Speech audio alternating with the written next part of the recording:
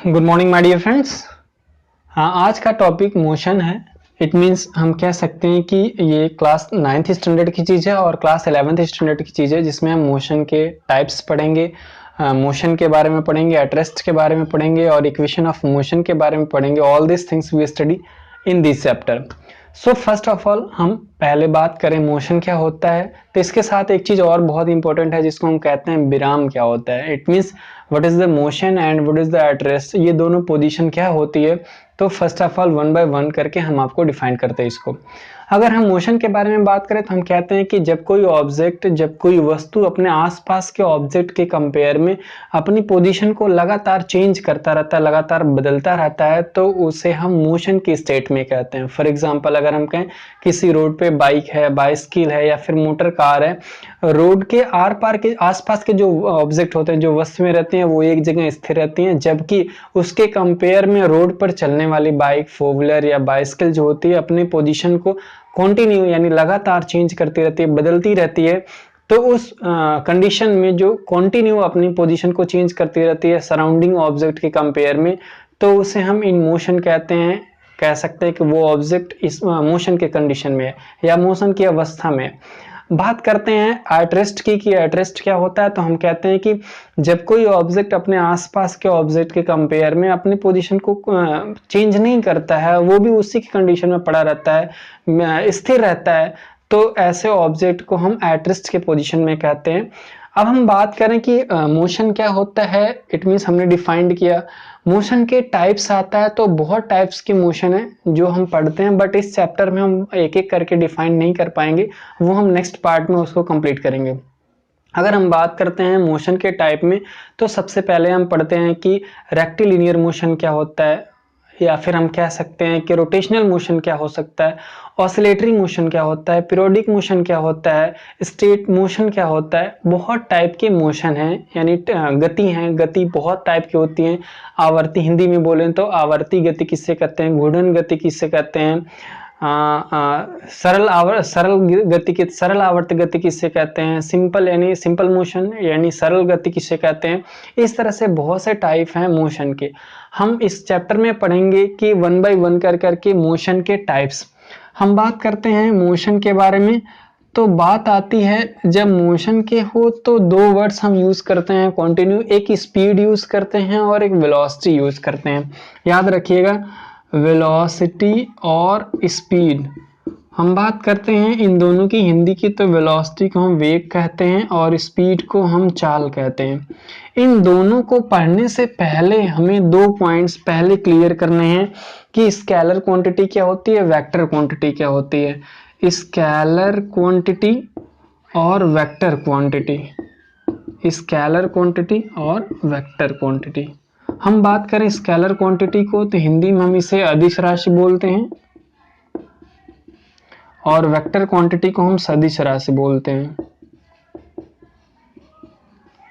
अच्छा, ये दोनों क्या हैं, हम नॉर्मली जानते हैं कि स्केलर क्वांटिटी यानी अदिश राशि जो होती है, इनमें सिर्फ मैग्नीट्यूड पाया जाता है, डायरेक्शन इसमें ऐड नहीं होती है। यानी कह सकते हैं कि जिसमें सिर्फ परिमाण पाया जाता है, दिशा का ज्ञान नहीं होता है, उसे हम स्केलर क्वांटिटी यानी अदिश राशि कहते हैं। फॉर एग्जाम्पल कहें तो हम कह सकते हैं चाल जो है, ये भी एग्जाम्पल है। आयतन जो है, ये भी एग्जाम्पल है। कार्य जो है, ये भी एग्जाम्पल है। इसको हम इंग्लिश में अगर बोलें तो स्पीड जो है वो स्केलर क्वांटिटी है, वॉल्यूम भी स्केलर क्वांटिटी है, वर्क भी स्केलर क्वांटिटी है। इस तरह से ये सब स्केलर क्वांटिटी के एग्जांपल्स हैं। अगेन हम बात करें वेक्टर क्वांटिटी क्या होता है, तो जिसमें मैग्नीट्यूड के साथ साथ डायरेक्शन भी ऐड होती है, जिसमें दिशा कंपलसरी होती है, जिसमें दिशा दी गई होती है मैग्नीट्यूड के साथ साथ, तो उसे हम वेक्टर क्वांटिटी कहते हैं। फॉर एग्जाम्पल अगर हम बात करें डिस्प्लेसमेंट जो है, ये भी वेक्टर क्वांटिटी है। अगर हम बात करें वेलोसिटी की, तो ये भी वेक्टर क्वांटिटी है। अगर हम बात करें एक्सेलरेशन का, तो ये भी वेक्टर क्वांटिटी है। फोर्स भी वेक्टर क्वांटिटी है। इस तरह से स्केलर क्वांटिटी और वेक्टर क्वांटिटी, ये दो टाइप की क्वांटिटी होती हैं, जिनमें हम बहुत ज्यादा अगर हम कंपेरेबल करते हैं कि क्या डिफरेंसेस होते हैं स्पीड और वेलोसिटी में, तो इनमें ये बहुत अच्छा पॉइंट्स आता है। अच्छा, अब बात आती है वेलोसिटी की और स्पीड की। तो हमने कहा कि इन दोनों में जो डिफरेंस होता है, पहली बात तो वो क्वांटिटी का डिफरेंस होता है। दूसरा डिफरेंस और भी होता है, जो दो वर्ड्स हम पहले डिफाइन करना चाहेंगे कि डिस्टेंस क्या होती है और डिस्प्लेसमेंट क्या होती है। अगर हम बात करें डिस्टेंस की, तो हम डिस्टेंस को हम हिंदी में बोलते हैं दूरी बोलते हैं, और जब बात आती है डिस्प्लेसमेंट की तो इसको हम हिंदी में विस्थापन बोलते हैं। जब बात आती है डिस्टेंस की यानी दूरी की, तो हम कहते हैं कि किसी ऑब्जेक्ट के द्वारा, किसी भी ऑब्जेक्ट के द्वारा, मनुष्य के द्वारा, जानवर के द्वारा, किसी भी हम कह सकते हैं, अगेन वी कैन से, जब बात आती है कि किसी भी ऑब्जेक्ट के द्वारा किसी लेंथ को जितने टाइम में कवर किया जाता है, तो दैट इज लेंथ जो होती है वो डिस्टेंस कहलाती है। यानी कि length cover by any object that is called the distance. जहां पर हमें कहीं कहीं भी किसी भी तरह से किसी दिशा का ज्ञान नहीं है, किसी भी डायरेक्शन को ऐड नहीं किया गया है, तो उसे हम कहते हैं डिस्टेंस। अब बात आती है डिस्प्लेसमेंट की यानी विस्थापन की, तो हम ये कहते हैं कि shortest path cover by any object, यानी किसी वस्तु द्वारा तय की गई कम से कम दूरी को तय किए गए शॉर्टेस्ट पाथ को हम डिस्प्लेसमेंट कहते हैं। फॉर एग्जांपल, अगर हम कहें कि कोई ऑब्जेक्ट, कोई कार है, वो 5 किलोमीटर गई और 5 किलोमीटर वापस आ गई, तो टोटल डिस्टेंस जो होगी वो 10 किलोमीटर होगी। अगर हम बात करें डिस्प्लेसमेंट की, तो वो शॉर्टेस्ट पाथ क्या है, यानी स्टार्ट पॉइंट से वो लास्ट पॉइंट तक 5 किलोमीटर गया, फिर 5 किलोमीटर वापस आ गया, तो final state minus initial state हम दोनों को घटा देंगे, यानी 5 स्टार्ट कवर किया, फिर 5 अगेन वापस आ गया, तो हम कह सकते हैं 5 माइनस 5 इक्वल टू 0। जो डिस्प्लेसमेंट होगा वो 0 होगा और जो डिस्टेंस होगी वो 10 किलोमीटर होगी। इस तरह से डिस्टेंस और डिस्प्लेसमेंट में जो फर्क होता है, जो डिफरेंस होता है, वो ये होता है कि जो डिस्टेंस है, अगेन हम कह सकते हैं कि बिना डायरेक्शन की होती है। जब डिस्प्लेसमेंट की बात करते हैं तो इसमें दिशा होती है। फॉर एग्जाम्पल, अगर हम कहें कि डिस्टेंस को हम स्केलर क्वांटिटी भी कहते हैं और विस्थापन जो है वो वेक्टर क्वांटिटी है। अगेन अब हम डिफाइन कर सकते हैं, यार स्केलर क्वांटिटी जो होती है उसमें सिर्फ मैग्नीट्यूड होता है, उसमें दिशा का ज्ञान होता नहीं, डायरेक्शन होता नहीं, तो इसलिए हम कह सकते हैं जो डिस्टेंस है वो स्केलर क्वांटिटी है। जब बात करते हैं डिस्प्लेसमेंट की, तो हम कहते हैं कि डिस्प्लेसमेंट जो है इसमें तो दिशा का ज्ञान होता है, इसमें तो डायरेक्शन होती है, तो हम कह सकते हैं जिसमें मैग्नीट्यूड के साथ साथ डायरेक्शन भी होती है उसे हम इस वेक्टर क्वांटिटी कहते हैं। ये दोनों एग्जांपल्स हो गए स्केलर क्वांटिटी और वेक्टर क्वांटिटी के। उसी तरह जब बात आती है कि वेलोसिटी और स्पीड क्या होता है, तो जो वेलोसिटी स्पीड है वो स्केलर क्वांटिटी का एग्जांपल है और जो वेलोसिटी है वो वेक्टर क्वांटिटी का एग्जांपल है। एक डिफरेंस तो यही समझ में आ गया कि जो स्पीड है भाई इसमें डायरेक्शन नहीं होती है, जो वेलोसिटी है इसमें डायरेक्शन होती है। अब बात आती है कि जिसमें डायरेक्शन नहीं होती है और होती है, इसको लेकर करके स्पीड और वेलोसिटी को अगर हम डिफाइन करते हैं तो वैल्यू क्या होती है, इनके फॉर्मूले क्या होते हैं, इनकी यूनिट क्या होती है, तो हम वन बाय वन करके हम आपको बताते हैं। जैसे हम बात करें अगर स्पीड की, तो हम कहते हैं कि पहला पॉइंट तो ये हुआ कि स्पीड स्केलर क्वांटिटी है, इसमें सिर्फ मैग्नीट्यूड मेजर किया जाता है, दिशा मेजर नहीं की जाती है। अब बात आती है कि स्पीड होगा तो इसमें डिस्प्लेसमेंट तो फाइंड नहीं करेंगे, इसमें तो हम डिस्टेंस फाइंड करेंगे। तो जो इसकी डेफिनेशन, नॉर्मली डेफिनेशन जो बोली जाती है, किसी ऑब्जेक्ट के द्वारा जितने टाइम में जितनी डिस्टेंस कवर की जाती है, the ratio of both that is called the speed. दोनों डेफिनेशन हम फाइंड कर सकते हैं। कह सकते हैं कि किसी वस्तु द्वारा तय की गई किसी निश्चित समय में दूरी को हम चाल कहते हैं, हिंदी में इसको हम डिफाइंड करते हैं। यानी अगर हम कहें चाल इक्वल टू क्या होता है, तो हम इसको लिख सकते हैं चाल बराबर दूरी बटा समय होता है। या अगर हम इंग्लिश में बात करें तो इसको हम लिख सकते हैं स्पीड इक्वल टू होता है डिस्टेंस अपॉन टाइम। हम बात करें अगेन कि इसकी यूनिट क्या होती है, इसको मेजर किसमें करते हैं, तो हम लास्ट पार्ट पिछले चैप्टर में हम पढ़ चुके हैं, जो डिस्टेंस होती है, जो लेंथ होती है, ब्रेथ होती है, हाइट होती है, उसको हम मीटर में मेजर करते हैं। इट मींस हम कह सकते हैं कि डिस्टेंस की जो वैल्यू होगी, यूनिट होगी, वो मीटर होगी, टाइम की जो होगी वो सेकंड होगी। इस तरह से हम इसको लिख सकते हैं मीटर पर सेकंड। ये यूनिट हो गई स्पीड की।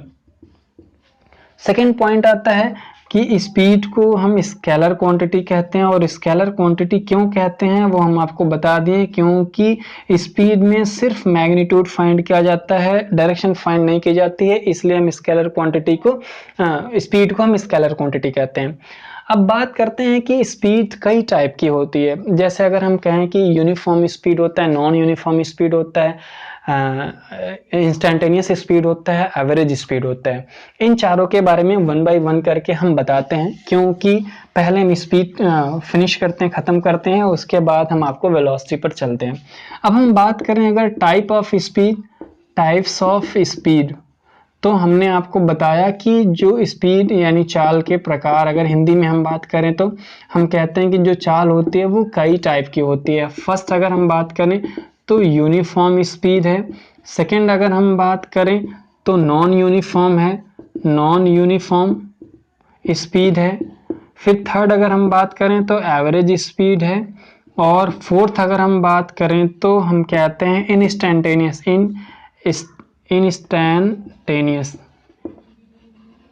Instantaneous speed. अगर हम हिंदी में इसको कहें तो इसको हम कहते हैं समान चाल, इसको हम कहते हैं असमान चाल, असमान चाल, इसको हम कहते हैं औसत चाल, और लास्ट पॉइंट जो है इसको हम ताक्षणिक चाल कहते हैं, ताक्षणिक चाल। अब एक एक करके हम आपको डिफाइन करते हैं। फर्स्ट ऑफ ऑल हम यूनिफॉर्म और नॉन यूनिफॉर्म स्पीड को हम डिफाइन करना चाहते हैं। यूनिफॉर्म का मतलब ये हुआ कि जब दो या दो से अधिक, या जब दो ऑब्जेक्ट, दो वस्तुएं, दो कार, दो साइकिल, कुछ भी एग्जांपल से अगर हम बात करें, तो अगर सेम टाइम में सेम डिस्टेंस कवर करता है, कोई भी ऑब्जेक्ट अगर सेम समान समय में समान दूरी तय करता है, तो उसकी चाल को, उसकी स्पीड को हम यूनिफॉर्म स्पीड कहते हैं। जब बात आती है नॉन यूनिफॉर्म की, तो हम कहते हैं कि अगर समान समय में वो अलग अलग दूरी तय करता है, डिफरेंट डिस्टेंस कवर करता है निश्चित समय में, तो उसे हम कहते हैं नॉन यूनिफॉर्म स्पीड कहते हैं। अब बात आती है एवरेज स्पीड का, जो सबसे इंपॉर्टेंट है। इससे रिलेटेड न्यूमेरिकल्स बहुत ज़्यादा पूछे जाते हैं, चाहे कॉम्पिटिटिव एग्जाम्स में हो या फिर एकेडमिक एग्जाम्स में हो। जब बात आती है एवरेज स्पीड को, तो हम एवरेज स्पीड को कहते हैं कि the ratio of total distance upon total time, यानी किसी वस्तु द्वारा तय की गई कुल दूरी तथा कुल समय के अनुपात को, या तय की गई कुल दूरी विथ के साथ फिक्स टाइम या टोटल टाइम के साथ तय की गई कुल दूरी को हम एवरेज स्पीड कहते हैं। जब बात करें एवरेज स्पीड को, तो हम ये कहते हैं कि एवरेज स्पीड को अगर फॉर्मूला लिखना हो तो हम नॉर्मल लिखते हैं कि एवरेज स्पीड इक्वल टू होता है total distance upon total time, total distance upon total time, total distance upon total time.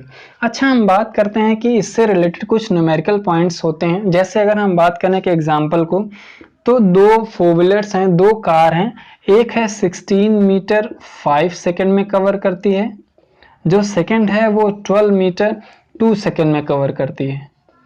जो उनकी एवरेज है स्पीड वो फाइंड करना है, यानी इनकी औसत चाल क्या होगी वो आपको बताना है। तो हम फार्मूला में जानते हैं total distance upon total time, तो हम टोटल डिस्टेंस को लिख सकते हैं, जो टोटल डिस्टेंस होगी वो 16 प्लस 12 हो जाएगी, तो 16 प्लस 12 यानी 28 मीटर हो गया, अपॉन टोटल टाइम यानी 5 to 7 सेकेंड हो गया। तो हम कह सकते हैं 28 बाई 7, 7 4 जा 28, 4 मीटर पर second. This is the real average value, यानी 4 मीटर पर सेकेंड एवरेज वैल्यू हो गई व्हेन दो फोर व्हीलर्स, दो कार जब 16 मीटर 5 सेकेंड में फर्स्ट कवर करती है, और सेकंड जो है 12 मीटर डिस्टेंस को वो 2 सेकेंड में कवर करती है, तो उसकी टोटल ये स्पीड हो गई, यानी एवरेज स्पीड क्या होगी। इस तरह से हम नॉर्मली फाइंड कर सकते हैं। लास्ट जो टाइप था स्पीड का वो था इंस्टेंटेनियस स्पीड, जिसको हम हिंदी में ताक्षणिक चाल कहते हैं, ताक्षणिक चाल कहते हैं। अब बात करते हैं ताक्षणिक चाल क्या होती है, तो हम नॉर्मल इसको डिफाइन करते हैं कि जब किसी भी ऑब्जेक्ट के थ्रू, जब किसी वस्तु के थ्रू किसी फिक्स टाइम में जो उसकी स्पीड मापी जाती है उसे हम ताक्षणिक चाल कहते हैं, या इंस्टेंटेनियस स्पीड कहते हैं। इस तरह से हम मोशन के एक पार्ट में स्पीड के बारे में पढ़े। अब हम नेक्स्ट पॉइंट पर चलते हैं, जिसको हम वेलोसिटी कहते हैं। जब बात आती है वेलोसिटी की, तो इसको हम वेग हिंदी में कहते हैं। और जब बात आती है वेलोसिटी की, तो हम 2-3 पॉइंट पहले ही क्लियर कर लेते हैं कि पहली बात तो इसमें मैग्नीट्यूड के साथ साथ डायरेक्शन भी फिक्स्ड होगी। दूसरा है ये वेक्टर क्वांटिटी है, थर्ड पॉइंट ये आता है कि स्पीड वेलोसिटी की जब बात आती है तो इसमें डिस्टेंस कवर नहीं होता है, इसमें डिस्प्लेसमेंट कवर होता है। तो नॉर्मल हम अगर कहें कि the rate of change of displacement with the time that is called the velocity, किसी वस्तु द्वारा एक निश्चित दिशा में तय की गई कुल लंबाई को, तय किए गए कुल विस्थापन को हम कह सकते हैं कि वेलोसिटी कहते हैं। जब हम डायरेक्शन बता देते हैं तो विस्थापन कहने की जरूरत नहीं है, और जब हम विस्थापन बोलते हैं तो डायरेक्शन भी बोलने की कोई जरूरत नहीं है। इस तरह से हम नॉर्मली डिफिनेशन कह सकते हैं कि किसी वस्तु द्वारा तय की गई विस्थापन दर को हम वेलोसिटी कहते हैं, यानी कि वेग कहते हैं। जब बात करते हैं वेलोसिटी को तो हम लिखते हैं कि वेलोसिटी इक्वल टू जो होता है, वेलोसिटी इक्वल टू कह सकते हैं कि displacement upon time, displacement upon time. हम बात करते हैं इसकी यूनिट को, तो इसको भी हम मीटर, डिस्प्लेसमेंट हो चाहे लेंथ हो चाहे ब्रेथ हो चाहे हाइट हो, इसकी जो यूनिट होती है वो मीटर ही होती है। अगेन टाइम की जो यूनिट होगी वो सेकंड होगी, तो हम कह सकते हैं मीटर पर सेकंड इसकी भी यूनिट होगी। अगला पॉइंट्स जो आता है वो हम कह सकते हैं कि जो इसकी यूनिट होगी वो मीटर पर सेकंड होगी। सेकंड पॉइंट ये है कि ये वेक्टर क्वांटिटी है, वेक्टर क्वांटिटी है। अब अगेन हम स्पीड के टाइप्स की तरह वेलोसिटी के भी हम 4 टाइप्स पढ़ेंगे, जिसमें हम कहते हैं कि uniform velocity, non uniform velocity, average velocity और इंस्टैंटेनियस वेलोसिटी। यूनिफॉर्म और नॉन यूनिफॉर्म में सेम स्पीड के ही जैसा होता है, बट इसमें सिर्फ फिक्स ये हो जाता है कि इसमें फिक्स डायरेक्शन हो जाती है। अगर हम कहें 2 या 2 से अधिक वस्तु एक निश्चित दिशा में सेम यानी समान समय में अगर समान डिस्टेंस कवर, डिस्प्लेसमेंट कवर करती हैं, तो उसको हम यूनिफॉर्म वेलोसिटी कहते हैं। और नॉन यूनिफॉर्म में ये रहता है फिक्स डायरेक्शन में सेम टाइम में अगर डिफरेंट डिस्प्लेसमेंट कवर करती है कोई भी ऑब्जेक्ट, तो हम कहते हैं उसको असमान वेलोसिटी यानी कि नॉन यूनिफॉर्म वेलोसिटी कहते हैं। जब बात आती है कि एवरेज वेलोसिटी की, तो ये बहुत इंपॉर्टेंट है। एवरेज वेलोसिटी के लिए हम बताते हैं आपको कि जिस तरह से एवरेज स्पीड था उससे थोड़ा सा डिफरेंस ये है कि एवरेज स्पीड में हम लोग अभी जस्ट पढ़ें कि एवरेज स्पीड जो होती है उसमें हम ये कहते हैं कि कुल दूरी बटे कुल समय होता है, जबकि जब औसत वेग के बारे में जब हम पढ़ते हैं तो हम ये कहते हैं कि जो डिस्प्लेसमेंट होता है उसमें 2 पॉइंट्स आता है, एक इनिशियल और एक फाइनल आता है। तो हम फर्स्ट स्टार्ट पॉइंट टाइम के साथ अगर कोई ऑब्जेक्ट फर्स्ट इनिशियल पॉइंट से स्टार्ट करता है तो उसको हम इनिशियल वेलोसिटी कहते हैं, और जिस पॉइंट पर लास्ट टाइम में वो पहुंचता है उसको हम फाइनल वेलोसिटी कहते हैं। ये 2 वेलोसिटी हैं जिसको हम हिंदी में कहते हैं कि प्रारंभिक गति कहते हैं, प्रारंभिक वेग कहते हैं, और सेकंड पॉइंट है वो अंतिम वेग है। अब अगर हम बात करें वेलोसिटी को डिफाइन करने के लिए, एवरेज वेलोसिटी को अगर हम डिफाइन करने के लिए ये दोनों पॉइंट्स बहुत कंपलसरी हो जाते हैं। एवरेज वेलोसिटी को डिफाइन करने के लिए होता है कि अंतिम वेग प्लस प्रारंभिक वेग, यानी प्रारंभिक वेग प्लस अंतिम वेग का हाफ जो होता है वो एवरेज वेलोसिटी को कवर करता है। यानी average velocity is equal to हम कह सकते हैं कि u प्लस वी अपॉन 2। जो u है उसको हम इनिशियल वेलोसिटी कहते हैं, जो v है इसको हम अंतिम वेग यानी कि फाइनल वेलोसिटी कहते हैं। इनिशियल वेलोसिटी और फाइनल वेलोसिटी अपॉन 2 कर देते हैं तो वो एवरेज वेलोसिटी की वैल्यू हो जाती है। इस तरह से अगर हम बात करें कि एवरेज स्पीड और एवरेज वेलोसिटी इन दोनों में बस इतना ही फर्क है, बाकी हम कह सकते हैं दोनों की यूनिट सेम होती है। हाँ, एक स्केलर क्वांटिटी में आता है, एक वेक्टर क्वांटिटी में आता है। अब अगर इस तरह से हम बात करें कि वेलोसिटी और अगर स्पीड हो गया हो, तो हम अगेन नेक्स्ट टॉपिक के बात करें तो वो है एक्सीलरेशन, जो सबसे इंपॉर्टेंट है। एक्सीलरेशन पढ़ने के बाद हम इक्वेशंस ऑफ मोशन के बारे में पढ़ेंगे। अगर हम एक्सीलरेशन के बारे में बात करें तो इसको हिंदी में हम त्वरण कहते हैं। इसकी डेफिनेशन बात करें तो हम कह सकते हैं कि इसमें पहली बात तो डायरेक्शन होती है, फर्स्ट पॉइंट। सेकंड पॉइंट कि हम जब एक्सेलरेशन की बात करते हैं तो स्पीड की बात यहाँ पर नहीं करेंगे, हम हमेशा वेलोसिटी की बात करेंगे। तो इसकी डेफिनेशन को अगर हम डिफाइन करें तो हम कह सकते हैं the rate of change of velocity difference that is called the acceleration. यानी अगर हम कहें तो acceleration is equal to velocity difference upon time, velocity difference upon time. Velocity difference की बात आती है तो final velocity minus initial velocity upon t, अंतिम वेग माइनस प्रारंभिक वेग अपॉन टी। तो हम कह सकते हैं कि एक्सेलरेशन जो होता है उसे स्मॉल ए से नोट करते हैं। स्मॉल ए इक्वल टू हो जाएगा v minus you by T. ये फार्मूला हो गया एक्सेलरेशन का। अब हम बात करें कि एक्सेलरेशन की क्वांटिटी क्या होती है, तो एसेलरेशन की वेक्टर क्वांटिटी होती है, फर्स्ट पॉइंट। सेकंड पॉइंट ये फार्मूला हो गया। थर्ड पॉइंट की बात आती है वेलोसिटी अपॉन टाइम है। अगर हम इसकी यूनिट फाइंड करें तो हम कहते हैं, यानी इसका मात्रक अगर हम ज्ञात करें तो वेलोसिटी का मात्रक होता है कि मीटर पर सेकेंड, इंग्लिश में अगर लिखें तो मीटर पर सेकेंड होता है। अगेन टाइम आ गया तो यानी अगेन 1 सेकेंड हो गया तो हम कह सकते हैं मीटर अपॉन सेकेंड स्क्वायर। इस तरह से एक्सेलरेशन को ये फार्मूला हुआ, डेफिनेशन हमने आपको बताया, ये क्वांटिटी हो गई और ये यूनिट हो गई।